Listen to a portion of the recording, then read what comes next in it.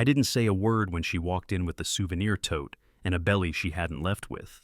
I just slid the manila folder across the kitchen island and watched her face turn to ice. That was the moment the world I'd built, two-story brick in Garland, Texas, with a crepe myrtle leaning over the driveway and the Cowboys magnet crooked on the fridge, made a sound like a paper cup collapsing. But if we're going to do this right, let me rewind to before the folder, before the tote, before the girl's trip that somehow bloomed into a mystery you could smell across the room. My name's Ethan. I write service manuals for HVAC systems and fix things around the house the way men in my family do, quietly and all the way through. I met my wife, Lila, 10 summers ago at a Dairy Queen off I-35 when my cousin's alternator died, and I went inside to borrow a cup of ice for the radiator because that's what you do in Texas when your car decides it's had enough. Lila was at the counter wearing a faded college tee and a ponytail that made her look like motion, even when she stood still. She laughed at something I said about my cousin treating oil changes like a lottery ticket. Maybe today's the day. And I remember thinking I wanted to keep hearing her laugh, like some people want to keep seeing the same horizon.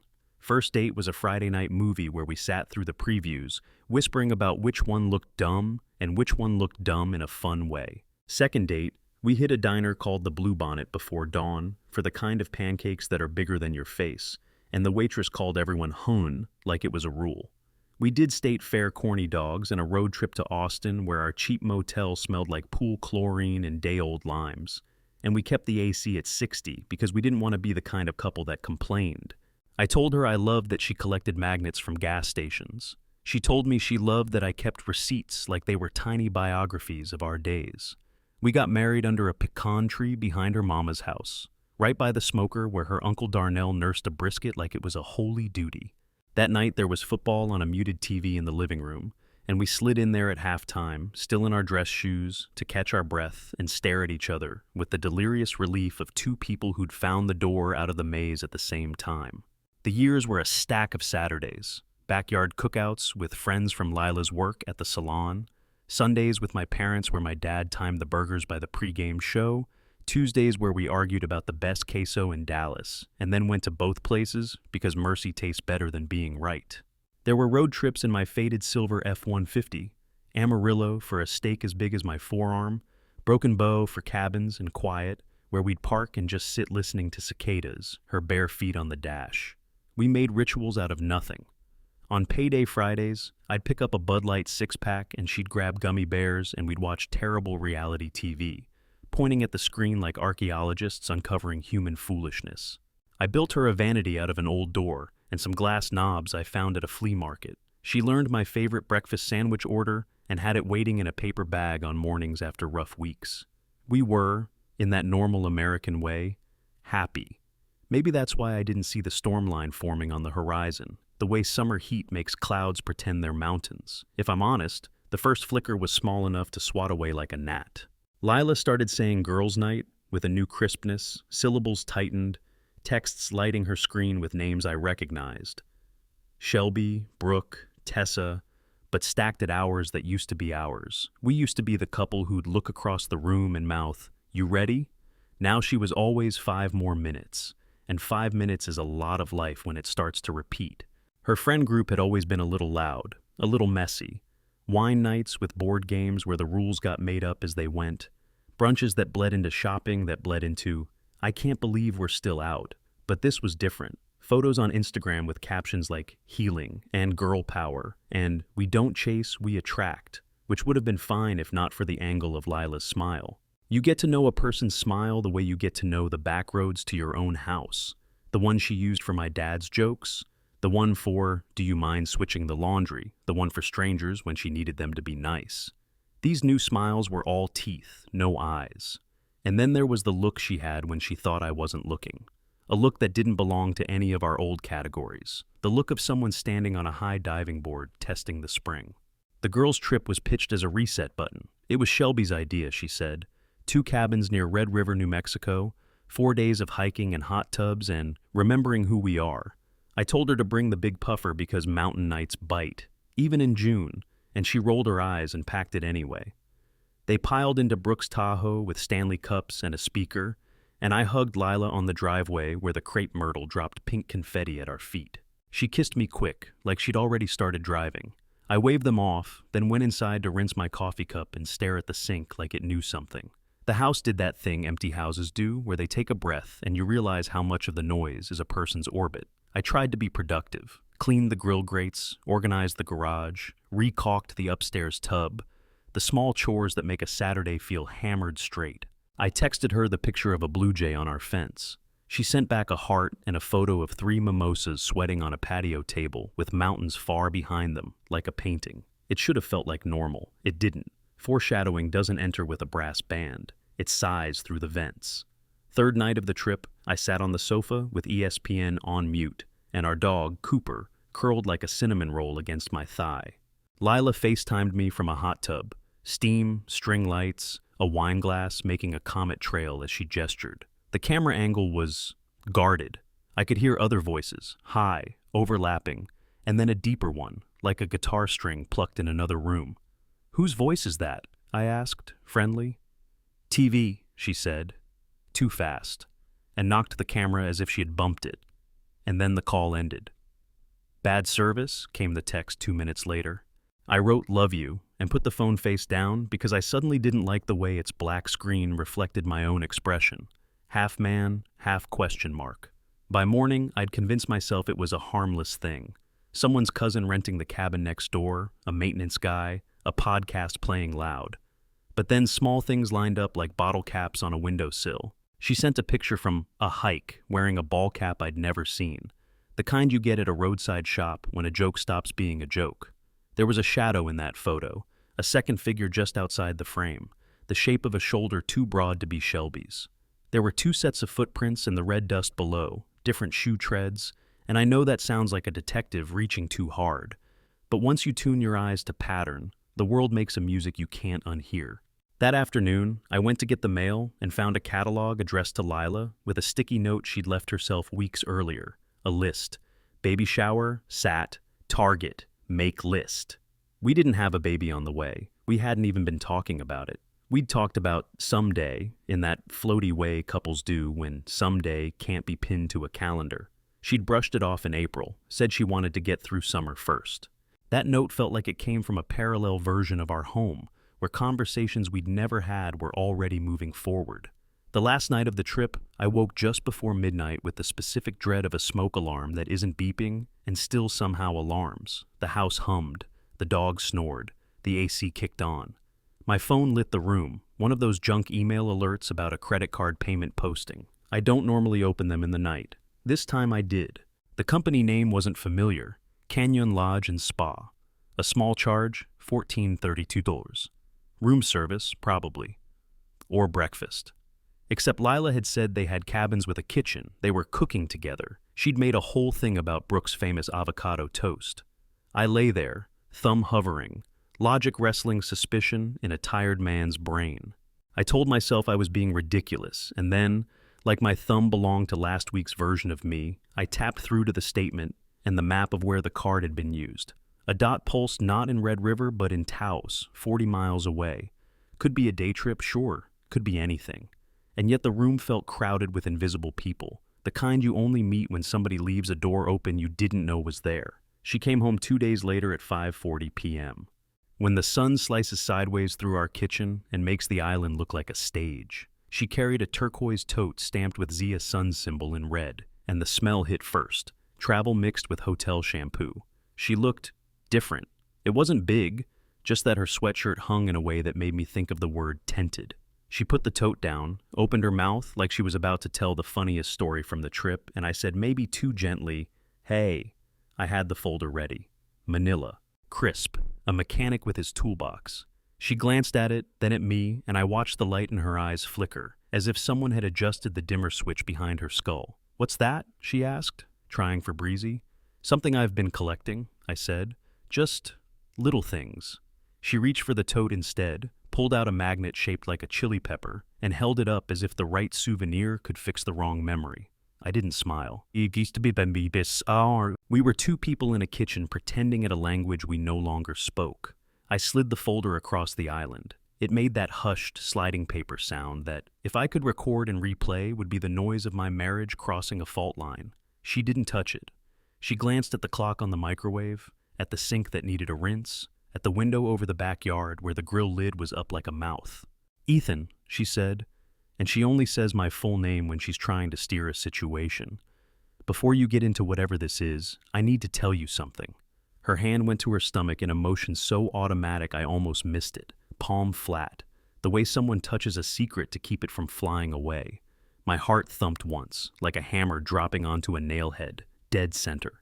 Outside, a UPS truck huffed by, squeaked to a stop, and the dog barked from the den. "Okay," I said, and stepped back so I could watch her entire face, not just the part that talks. "Tell me." She swallowed. "I want you to hear it from me," she said, tightening her grip on the tote handle like a lifeline. Her eyes dropped to the folder, to the tab where I had written a single word. Proof. She didn't open it. She didn't need to, because she'd brought her own.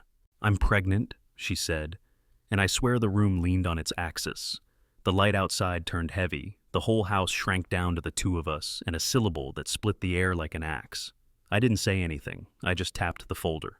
"I know," I said, and the way her mouth fell open made it clear the thing she was about to say next would change what kind of man I'd be for the rest of my life. After that day, the house felt different, like it had learned to breathe quietly around us, waiting for the storm to speak its name. I tried to carry on with normal routines, emptying the dishwasher, mowing the lawn, flipping channels on the ESPN network while Cooper curled at my feet. But my mind was a rolling loop of questions. How long? How? When? Who else knew? I couldn't ask her. Not yet. I had to know the truth. Every piece before confronting her or anyone else. Because this wasn't just a story of a surprise pregnancy. This was a betrayal threaded through months, maybe years, and I needed every thread in hand. I started small. Her phone, usually tucked in her purse or on silent in the bedroom, became a focus. Lila had always been casual with her devices, letting me scroll through playlists or check the weather. Now, she locked it with a fingerprint and went to the other room whenever it pinged. I didn't confront her, I observed. The subtle tells were everywhere. A quick glance over her shoulder, the speed at which she closed apps, the way she answered texts with K instead of her usual long sentences filled with emojis. On a Tuesday, a screenshot notification popped up while she was in the shower. A credit card statement showing a 2-night charge at Taos Canyon Resort, the exact place I had checked last week. And it wasn't just any charge, it was late night, includes room service, and the total didn't match any brunch or hiking gear she'd mentioned. I knew the next step would be meticulous. I got a small notebook and started documenting every anomaly, every "oh, nothing," she muttered, every whisper of change. The first week, I listed June 15th, 8:45 p.m. FaceTime call ended abruptly, unknown male voice in background. June 16th, 10:03 a.m. Email confirmation for spay package in Taos. Unknown charges. Lila denied booking it. June 17th, 9:45 p.m. New number texted her. Can't wait to see you. X. She deleted immediately. Each line was a puzzle piece. Alone they seemed like small blips. Together they painted a pattern that made my stomach knot.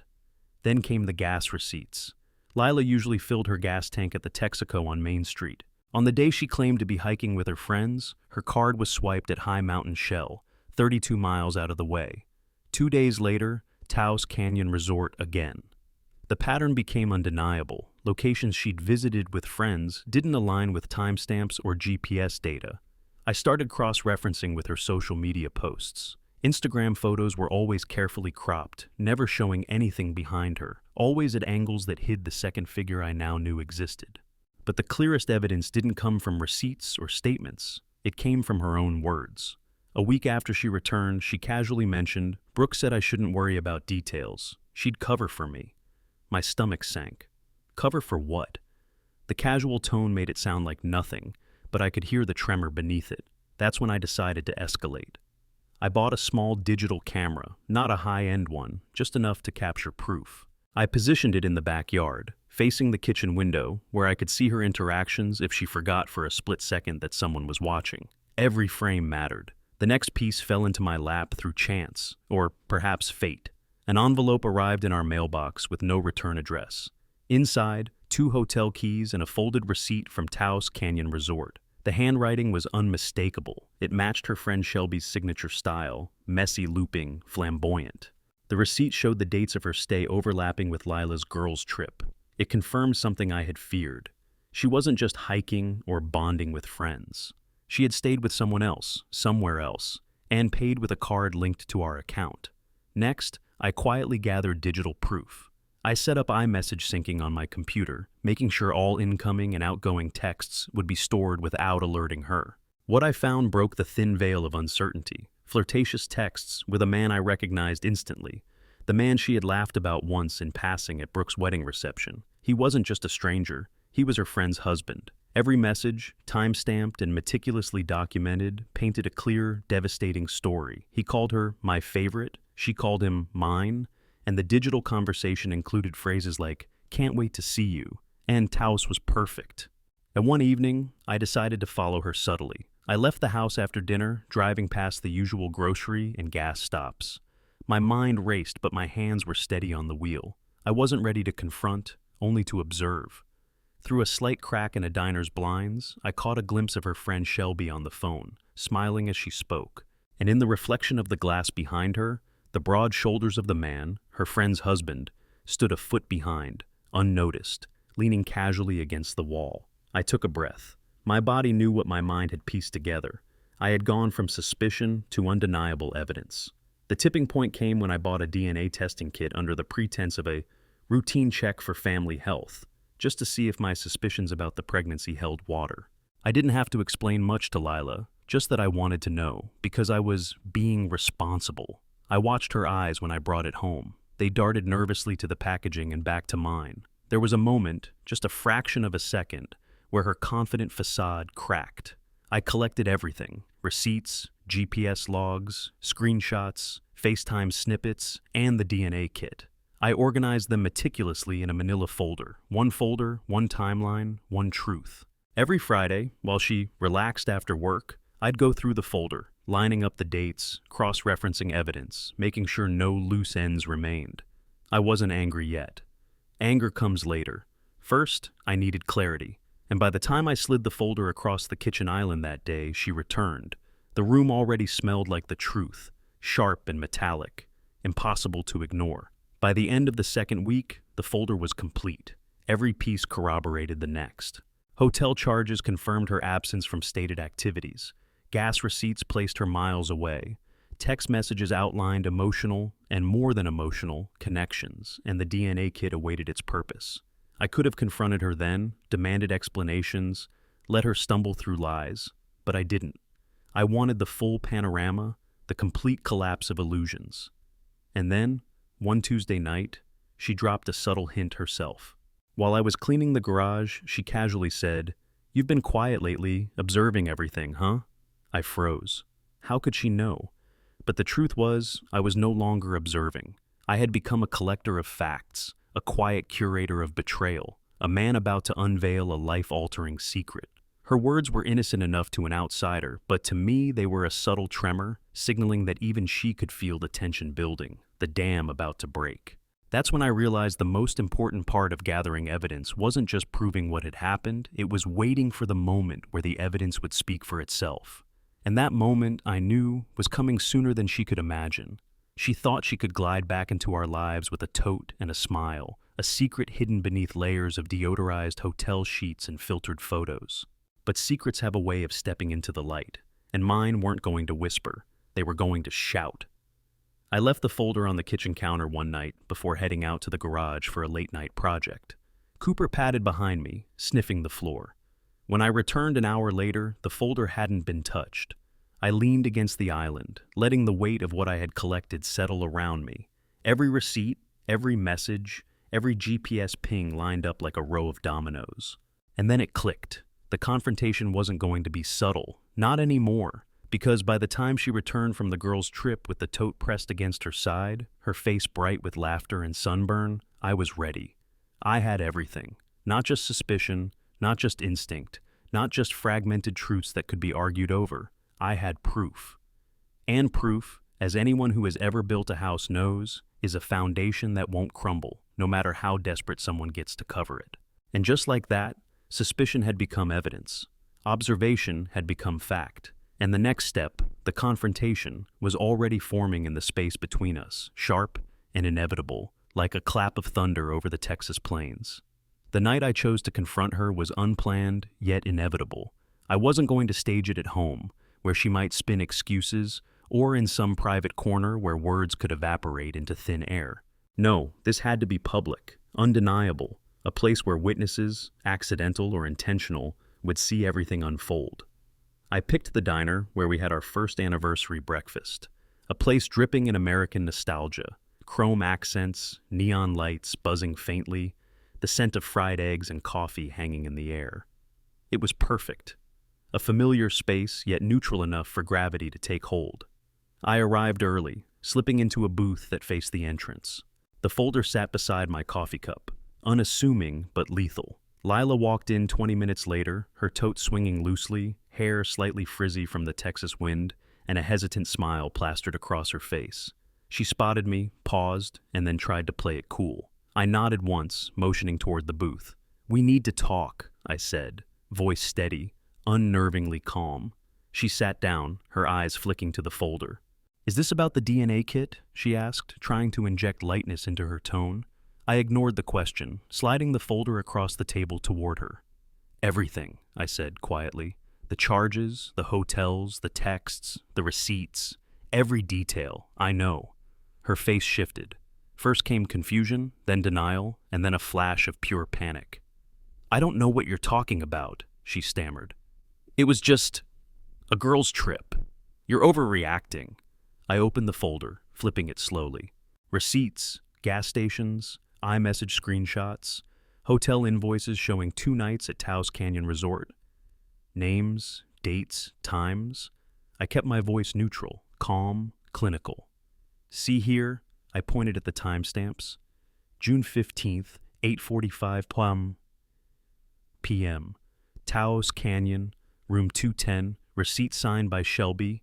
She leaned forward, her hand trembling, brushing over the papers.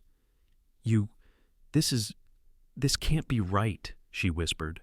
It was right. Every word, every number, every photo, every tiny digital footprint lined up like a map of betrayal. And then I dropped the final piece. The iMessage thread between her and him, her friend's husband. I read aloud select lines, careful not to embellish. "Can't wait to see you. You're mine. Taos was perfect." Each phrase landed in the diner with the weight of a gavel striking wood. The waiter passing by paused, curious, sensing tension. A couple in the next booth leaned in subtly, caught in the ripple of our confrontation. Lila's hands were shaking. I watched her, collected, as her confident facade collapsed. You went through all of this?" she asked, voice cracking. "Yes," I said. "I didn't want to, but you left me no choice. This isn't suspicion anymore. It's fact." And the last piece, I pulled the DNA test kit from under the folder, placing it gently in front of her, "will confirm everything about your girls' trip surprise." Her face went pale. You can't," she started, but words failed. She tried gaslighting. "You're reading too much into it. It's innocent. I don't know why you—" Her protestations faded under the harsh spotlight of evidence. I watched her, letting her absorb the moment. Then I said, softly but clearly, "I don't need your explanations. I need honesty, but honesty isn't enough anymore.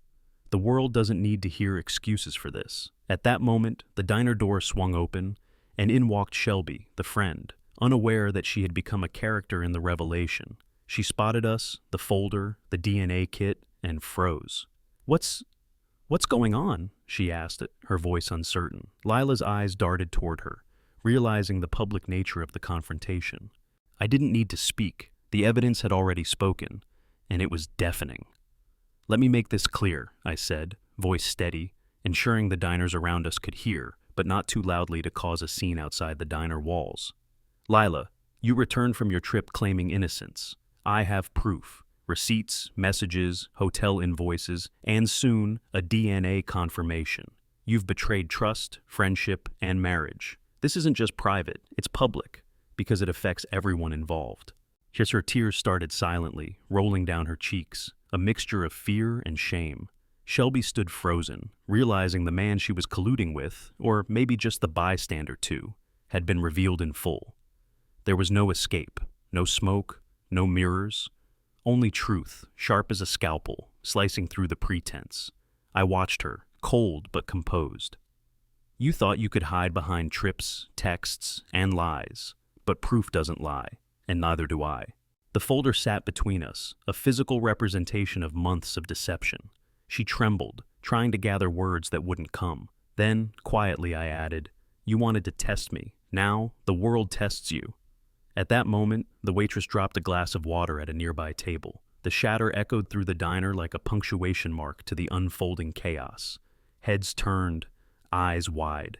Everyone sensed that something monumental was happening. And in that pause, Lila realized the full scope. This wasn't just a conversation. It was an unveiling. Shelby muttered something inaudible, backing away, and Lila's lips moved, trying to defend, justify, explain, but her voice was drowned out by the ambient hum of diners, the scraping of chairs, and the occasional burst of laughter from the TV hanging in the corner, broadcasting a football game. Her carefully constructed world had collapsed in a room smelling of eggs, coffee, and betrayal. I closed the folder with a calm finality. Everything you tried to hide, everything you thought would stay secret, is now here, witnessed. This is your reality, and mine is simple: honesty, transparency, and moving forward without deceit. She looked at me, eyes wide, panic-laced, words failing, as if she had suddenly understood that there were no more safe spaces, no more girls' trips to retreat behind. And in that silence, the proof of betrayal wasn't just in papers or texts. It was written in the faces of everyone in that diner, in the air thick with tension, in the shattered water glass that punctuated her exposure. Her hand reached out, perhaps to touch mine, perhaps to plead. I didn't flinch, didn't respond. The diner was silent except for the low murmur of observers, the faint clatter of dishes, the TV commentary. And then, without any ceremony, I stood. "The next steps," I said, "will be outside this room, legally, practically, morally. But for now, you see, you know, and there is no pretending anymore." She nodded once, almost imperceptibly, eyes downcast, face pale. Shelby slipped out silently. The diner gradually returned to normal, the neon humming, coffee brewing, the sizzle from the grill, but the moment lingered, etched into memory. The confrontation was complete. The public reveal had taken place. I gathered my things, the folder neatly closed, DNA kit safely tucked away. I walked out into the night air, feeling the first real weight of relief in weeks. The storm inside me had reached its peak, and now it was time for calm, for clarity, for planning the steps that would follow: legal matters, custody, healing. Because what had started as suspicion, grown into evidence, evidence, and culminated in public revelation, had now set the stage for reality to be confronted fully. And there was no turning back. The morning after the diner confrontation felt like the world had shifted slightly on its axis. Dallas sun filtered through the blinds, painting stripes across the hardwood floor. I sat at the kitchen table with a cup of black coffee, the folder from yesterday now neatly stacked in a cabinet where I could access it if needed, but out of sight. The DNA test had confirmed the worst. Lila's child was not mine. The betrayal wasn't abstract anymore. It was concrete, a cold fact etched into medical documentation, hotel receipts, and text messages. The lawyers had moved quickly, as they always do. Custody papers, division of assets, temporary restraining orders, all bureaucratic instruments that felt simultaneously precise and merciless. The courts would see the truth in black and white, but my personal journey toward closure had to be more subtle. I couldn't just file the papers and walk away emotionally intact. Healing demanded time, routine, and small markers of life reclaiming its rhythm. I started with breakfast: pancakes, syrup, and scrambled eggs on a simple plate. Bud Light chilled in the fridge for later, when I'd feel like celebrating surviving the emotional whirlwind without falling apart. My daughter, Anna, age 7, still didn't fully understand the adult betrayals surrounding her, and for that, I was grateful. Her crayon drawings stuck to the fridge, chaotic but joyful, reminders that innocence persisted despite our human mistakes. "Daddy, look! I drew the family," she said, holding up a messy scribble of stick figures. I smiled, ruffling her hair. The stick figure in the middle was me. The others were her friends and neighbors. I didn't correct anything. This moment was hers, untouched by the previous year's storm.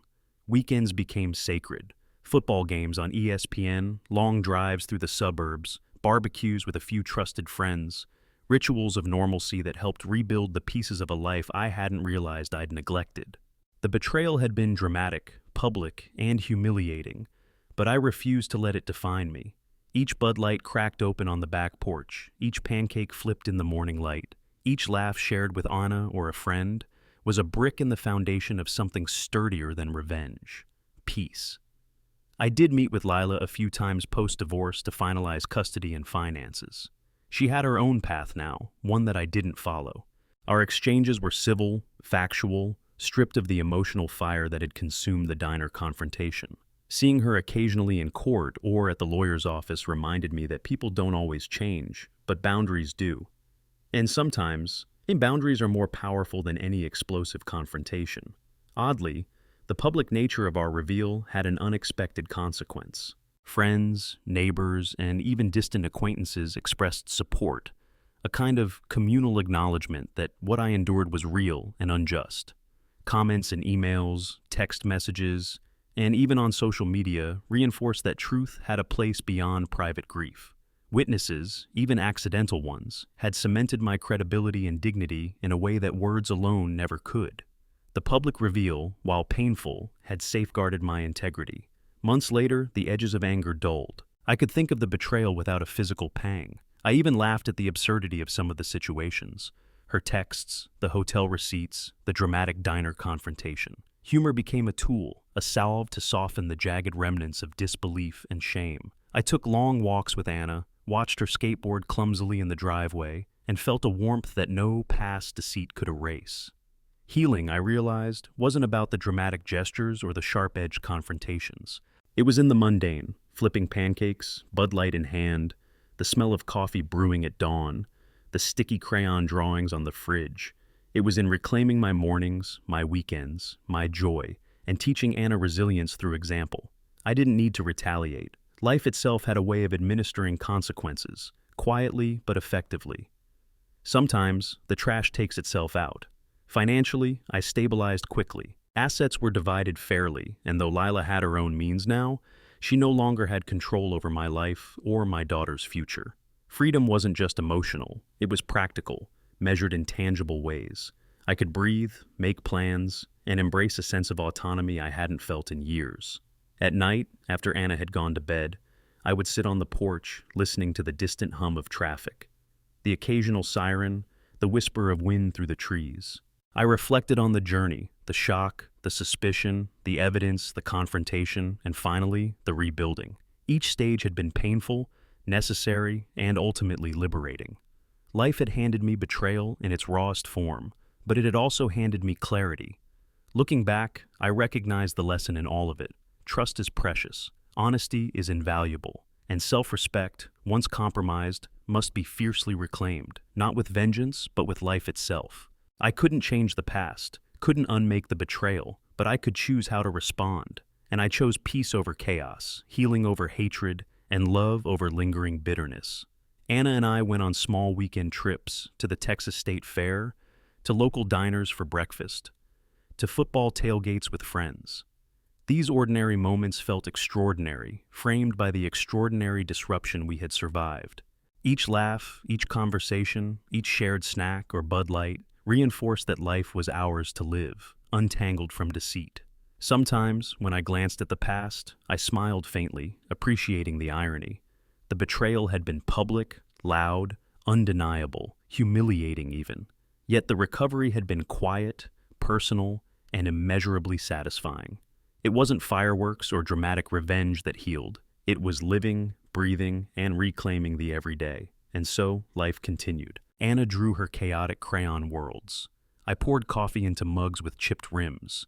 Football games played on in the background. The Bud Light cans emptied occasionally, laughter punctuating the air. And in that quiet, consistent rhythm, I found the truth I had been seeking all along. Sometimes, the most powerful revenge is simply to live well. Sometimes the trash takes itself out. And sometimes, you get to keep your pancakes warm and your coffee hot, and that's more than enough.